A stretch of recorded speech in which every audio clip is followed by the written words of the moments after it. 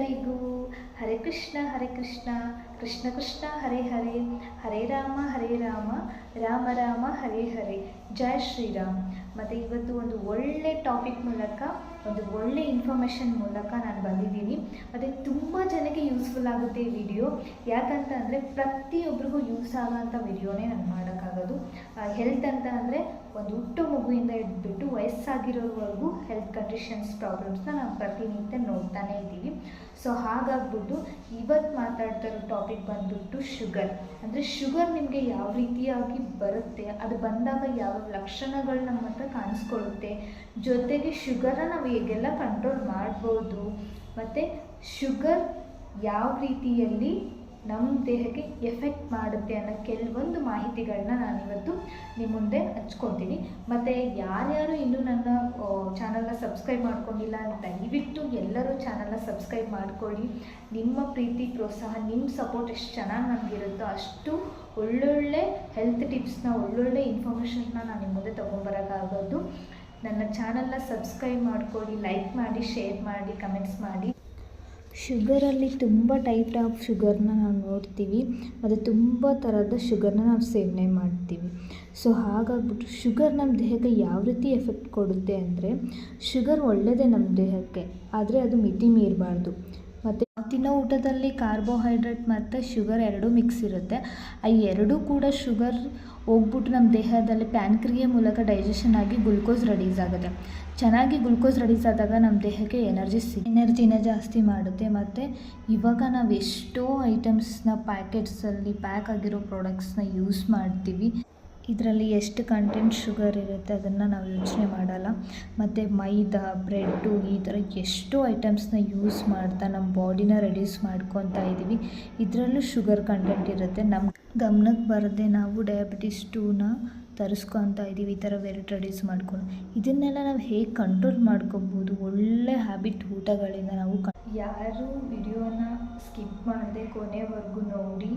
ಯಾವಾಗ ನೀವು video skip ಮಾಡ್ತೀರಾ, ನಿಮ್ಗೆ ತಿಳ್ಕೊಳ್ಬೇಕಾಗಿರೋವಂಥ ಒಂದು ಸಣ್ಣ ಸಣ್ಣ ಮಾಹಿತಿ ಕೂಡ ಮಿಸ್ ಆಗ್ತಾ ಹೋಗುತ್ತೆ. ಸೊ ಹಾಗಾಗ್ಬಿಟ್ಟು ಕೊನೆವರೆಗೂ ಮಿಸ್ ಮಾಡದೆ, ಎಲ್ಲೂ ಸ್ಕಿಪ್ ಮಾಡದೆ ವಿಡಿಯೋನ ಕಂಪ್ಲೀಟಾಗಿ ನೋಡಿ. ದೇಹದಲ್ಲಿ ಶುಗರ್ ಇರುತ್ತಾ? ಹೌದು, ಪ್ರತಿಯೊಬ್ಬರಿಗೂ ಶುಗರ್ ಇರುತ್ತೆ. ಯಾಕಂದರೆ ನಾವು ತಿನ್ನೋ ಊಟದಲ್ಲಿ, ಕಾರ್ಬೋಹೈಡ್ರೇಟಲ್ಲಿ ಪ್ರತಿಯೊಂದರಲ್ಲೂ ಶುಗರ್ ಇರುತ್ತೆ. ಸೊ ಹಾಗಾಗ್ಬಿಟ್ಟು ಪ್ರತಿಯೊಬ್ಬರ ದೇಹದಲ್ಲೂ ಶುಗರ್ ಇರುತ್ತೆ. ಮತ್ತು ನಾವು ತಿಂತಾ ಇರೋ ಕಾರ್ಬೋಹೈಡ್ರೇಟ್ ಕಂಟೆಂಟಲ್ಲಿ ಇರೋ ಶುಗರ್ನ ಪ್ಯಾನ್ಕ್ರಿಯಸ್ ಶುಗರ್ ಮತ್ತು ಕಾರ್ಬೋಹೈಡ್ರೇಟ್ ಎರಡನ್ನೂ ಕೂಡ ಡೈಜೆಷನ್ ಮಾಡಿಬಿಟ್ಟು ಅದರಿಂದ ಗ್ಲುಕೋಸ್ನ ರೆಡ್ಯೂಸ್ ಮಾಡುತ್ತೆ. ಯಾವಾಗ ನಮ್ಮ ದೇಹಕ್ಕೆ ಒಳ್ಳೆ ಗ್ಲುಕೋಸ್ ರೆಡ್ಯೂಸ್ ಆಗುತ್ತೋ ಆವಾಗ ನಮ್ಮ ದೇಹದಲ್ಲಿ ಎನರ್ಜಿ ಕಂಟೆಂಟ್ ಬರುತ್ತೆ. ಯಾರಿಗೆ ಶುಗರ್ ಅಂದರೆ ಯಾವ್ಯಾವ ಕಂಟೆಂಟಲ್ಲಿ ಇರಬೇಕು ಆ mg ಶುಗರ್ ದಾಟಿರುತ್ತೋ ಅವರೆಲ್ಲ ಮೆಡಿಸನ್ಸ್ನ ಯೂಸ್ ಮಾಡಿರ್ತಾರೆ.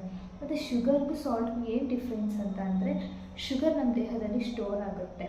ಯಾಕಂದರೆ ಅದು ಎನರ್ಜಿ ಕೊಡೋದ್ರಿಂದ, ದೇಹಕ್ಕೆ ಬೇಕಾಗೋದ್ರಿಂದ ದೇಹ ಅದನ್ನು ಇಟ್ಕೊಳ್ಳುತ್ತೆ. ಸಾಲ್ಟ್ ಅಂದರೆ ಉಪ್ಪು ಯಾಕೆ ನಮ್ಮ ದೇಹ ಇಟ್ಕೊಳ್ಳಲ್ಲ ಅಂತ ಅಂದರೆ, ಉಪ್ಪು ನಮ್ಮ ದೇಹಕ್ಕೆ ಅವಶ್ಯಕತೆ ಇಲ್ಲ, ನಮ್ಮ ದೇಹ ಇಟ್ಕೊಳ್ಳಲ್ಲ. ಸೊ ಅದನ್ನು ಹೊರಗಡೆ ಕಳಿಸ್ತಾ ಇರುತ್ತೆ. ಯಾವ ಮೂಲಕ ನಮ್ಮ ದೇಹದ ಮೂಲಕ ಉಪ್ಪು ಹೊರಗಡೆ ಹೋಗುತ್ತೆ ಅಂದರೆ, ಸಾಲ್ಟ್ ಅನ್ನೋದು ಸ್ವೆಟ್ ಮೂಲಕ ಹೋಗುತ್ತೆ, ಯೂರಿನ್ ಮೂಲಕ ಪಾಸ್ ಆಗುತ್ತೆ. ಸೊ ಹೀಗಾಗ್ಬಿಟ್ಟು ಸಾಲ್ಟು ನಮ್ಮ ದೇಹದಲ್ಲಿ ಯೂರಿನ್ ಮತ್ತು ಸ್ವೆಟ್ ಮೂಲಕ ಹೊರಗಡೆ ಪಾಸ್ ಆಗುತ್ತೆ. ಹಾಗಾಗ್ಬಿಟ್ಟು ನಮಗೆ ಶುಗರ್ ಅನ್ನೋದು ಬಾಡಿಯಲ್ಲೇ ಸ್ಟೋರ್ ಆಗೋದ್ರಿಂದ ಅದರಿಂದ ಜಾಸ್ತಿ ಪ್ರಾಬ್ಲಮ್ಸ್ನ ನಾವು ಫೇಸ್ ಮಾಡ್ತೀವಿ. ಇದು ಎಲ್ಲನೂ ನಾವು ಕಂಟ್ರೋಲ್ ಮಾಡ್ಕೋಬೋದಾ? ಹೌದು, ಕಂಟ್ರೋಲ್ ಮಾಡ್ಕೋಬೋದು ಫುಡ್ಡಿಂದ. ಯಾರಿಗೆಲ್ಲ ನಿಮಗೆ ಹೈಯೆಸ್ಟ್ ಶುಗರ್ ಲೆವೆಲ್ ದಾಟಿದೇನೋ ಪರ್ಮನೆಂಟ್ ಸೊಲ್ಯೂಷನ್ಸ್, ನಾವು ಮೆಡಿಸನ್ ಫ್ರೀ ಜೀವನ ಮಾಡಬೇಕು ಅಂದರೆ ನನ್ನನ್ನು ವಾಟ್ಸಪ್ ನಂಬರ್ಗೆ ಕಾಂಟ್ಯಾಕ್ಟ್ ಮಾಡಿ ಊಟಗಳಿಂದ ಕಂಟ್ರೋಲ್ ಮಾಡ್ಬೋದು. ಶುಗರ್ ಬರೀ ಫ್ಯಾಟ್ ಇರೋರಿಗೆ ಬರುತ್ತಾ, ಅಥವಾ ಶುಗರು ಟ್ಯಾಬ್ಲೆಟ್ಸ್ ತೊಗೊಳ್ಳೋರಿಗೆ ಬಂದಿರೋರಿಗೆ ಮಾತ್ರ ಶುಗರಾ? ಇಲ್ಲ. ಶುಗರ್ ಅನ್ನೋದು ಸಕ್ಕರೆ ಕಾಯಿಲೆ ಅಂತ ಹೇಳ್ತಾರಲ್ವ, ಈ ಸಕ್ಕರೆ ತಿನ್ನೋದ್ರಿಂದ ಶುಗರ್ ಬರುತ್ತಾ? ನೋವೇ. ಇಷ್ಟೊತ್ತು ನಾನು ಹೇಳಿರೋದನ್ನು ಕೆಲವೊಂದು ನಾನು ಕೇಳಿಸ್ಕೊಂಡಿರ್ತೀರ, ಸ್ಲೈಡ್ ಮೂಲಕ ಅರ್ಥ ಆಗಿರುತ್ತೆ ಕೆಲವೊಂದು.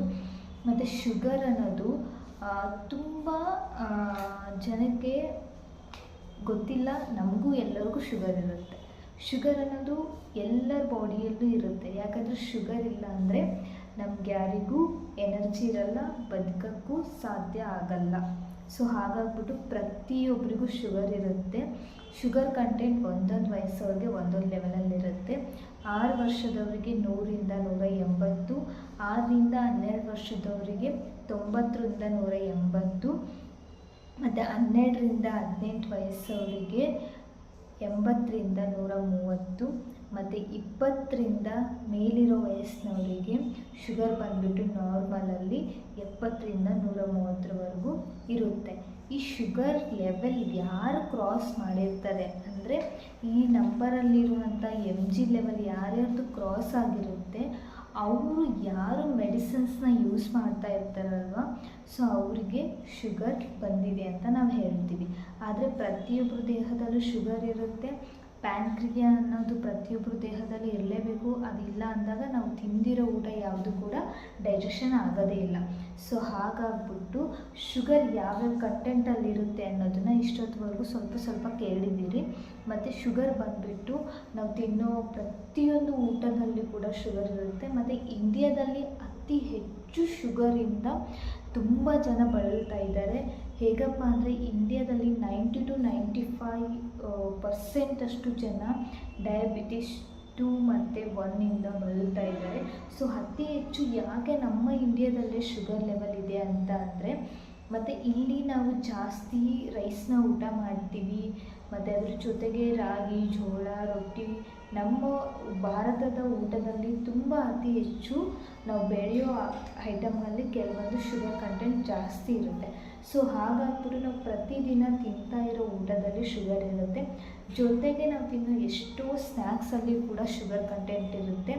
ಆದರೂ ನಮಗೆ ಅದನ್ನು ಯಾವುದು ಕಂಟ್ರೋಲ್ ಮಾಡಲ್ಲ. ಡಯಾಬಿಟಿಸ್ 2 ಶುಗರ್ ಅನ್ನೋದು ಇನ್ನೂ ಮುಂದಿನ ದಿನಗಳಲ್ಲಿ ಅದು ಜಾಸ್ತಿ ಆಗುತ್ತೆ ಅಂತ ಕೂಡ ನಾವು ನೋಡಿದ್ದೀವಿ.